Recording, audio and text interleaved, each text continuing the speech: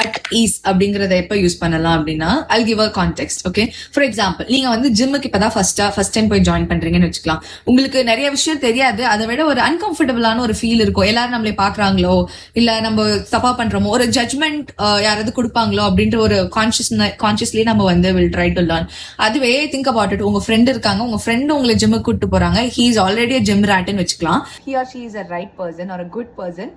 They will make you comfortable. ஏன்னா உங்களோட insecurities எல்லாம் பெரிய விஷயம் இல்லைங்கிறதுல இருந்து சின்ன வெயிட் தான் நம்ம லிஃப்ட் பண்ணணும், அதுக்கப்புறம் ப்ரோக்ரெசிவா போகணும், so it's nothing to be ashamed of அப்படிங்கறதெல்லாம் எடுத்து சொல்லுவாங்க இல்லையா. சொல்லி உங்களை கம்ஃபர்டபுளா ஃபீல் பண்ண வைக்கிறாங்க இல்லையா. ஃபீலிங் எக்ஸ்பிரஸ் பண்றது தான் புட் அட் ஈஸ் அப்படின்னு சொல்லி சொல்லுவோம். Okay, I'll show you how we can use it in the sentences.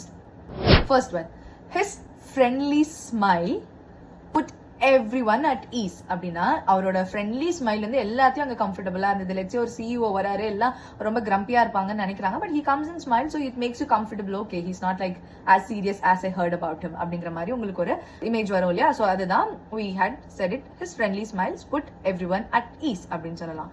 Comment down using this phrase put at ease, அது ஒரு சென்டென்ஸா மேக் பண்ணி write it down.